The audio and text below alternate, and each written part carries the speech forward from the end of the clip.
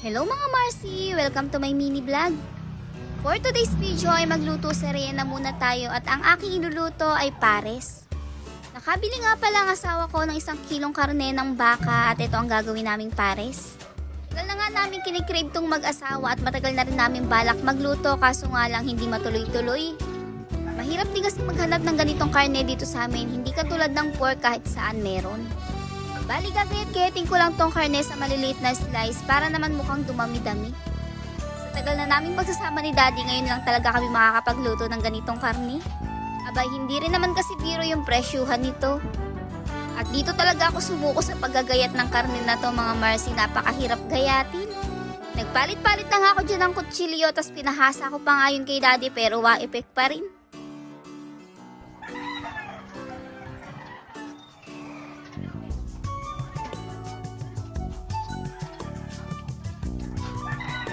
Pagkatapos ko namang magayat lahat, eto't ilalagay ko na sa pressure cooker. Ilalaga natin yan at palalambutin dito sa pressure cooker. Bali maglalagay lang ako dito ng pamintang buo, asin, dahon ng laurel, tubig na tamang-tama lang ang dami, tapos itong onion leaves. Ipapakuluan lang natin yan mga Marcy ng 30 minutes o 1 oras, depende sa inyo kung gaano nakakalambot yung karne nyo. At nung napalambot ko na yung karne, eto't nag-aasikaso na ako ng aking paglulutuan. Dito na nga lang pala ako magluluto sa labas ng bahay para naman mapresko at maganda-ganda nga yung view.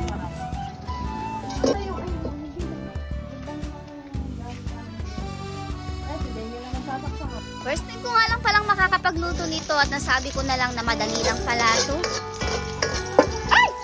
Sa pagluluto naman ay magigisa lang tayo dyan ng sibuyas at bawang at hintay lang natin yung mag-aroma.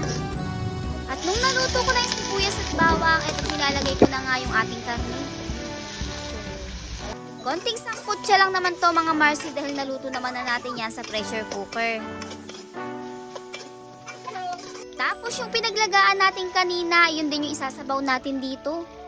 Siyempre salain natin yan dahil baka masama nga yung mga ginamit natin na pampalasa kanina. Nagdagdag pa nga rin ako dyan ng konting tubig dahil nakukulangan ako doon sa sabaw. Depende naman natin yan sa inyo mga Marcy kung gusto nyo marami o kaunting sabaw lang. Next step naman ay lalagyan na ulit natin to ng mga pampalasa. Una ko na nga nilagay dyan ay yung toyo, konti lang naman, tapos oyster sauce. Tapos maraming pamintang pino, 2 pirasong dahon ng laurel, at wag na wag niyong kakalimutan 3 pirasong star anise.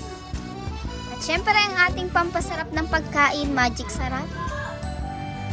Naglalagay nga rin pala tayo dito ng konting asukal.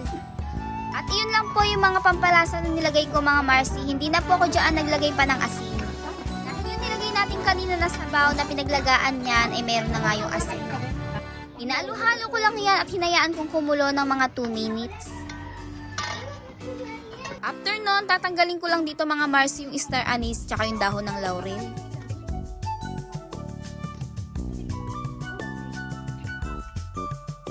At nilagay ko na yung pampalapot dito sa pares natin, yung cornstarch na tinunaw ko lang sa konting tubig.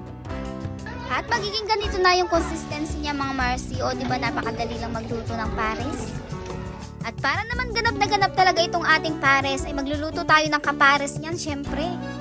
Pag-usapang pares, hindi mawawala dyan yung sinangag. At ayan, nakaluto na ako mga Marcy, tara kain tayo. At ayun lang mga Marcy, sana nagustuhan nyo ang aking video. Salamat sa panonood, God bless.